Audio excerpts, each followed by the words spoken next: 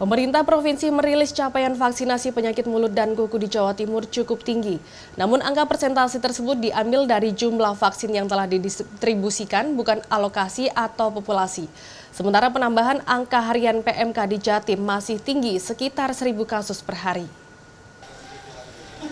Angka kasus PMK penyakit mulut dan kuku di Jawa Timur masih tinggi. Data terakhir Satgas PMK Jawa Timur 25 Juli 2022, jumlahnya masih berkisar 168.000 kasus dengan penambahan kasus per hari 1.100 kasus. Dari jumlah itu 55%-nya masih sakit, 42%-nya sembuh, sisanya mati dan dipotong paksa.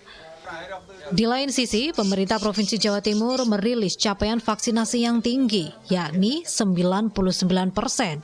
Namun jumlah ini diperoleh dari total alokasi vaksin yang telah didistribusikan, bukan dari total populasi sapi di Jawa Timur. Vaksin yang telah didistribusikan sebanyak 383.000 dosis, sementara yang sudah digunakan sebanyak 380.000 dosis. Ketersediaan jumlah vaksin PMK ini dinilai jauh dari populasi sapi di Jawa Timur. Ya kita hitung saja kalau populasi tapi daging 5 juta, 3 kali dosis harusnya 15 juta kan? Ya, karena kan 3 dosis ya.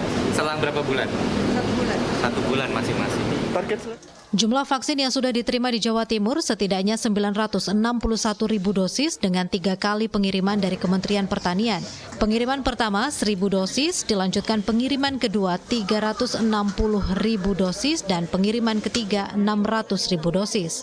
Dari 961.000 dosis ini berkisar separuhnya diperuntukkan untuk dosis kedua. Nah, sehingga tahap pertama itu sudah penyuntikan pertama sudah dilakukan pada sapi perah.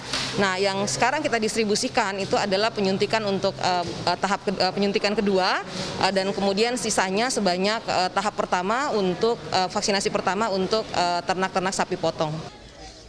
Vaksin-vaksin ini diimpor oleh Kementerian Pertanian. Di Jawa Timur, selain dari Kementerian Pertanian, juga ada vaksinasi mandiri seperti yang dilakukan oleh salah satu peternakan swasta di Malang sebanyak 19.850 dosis.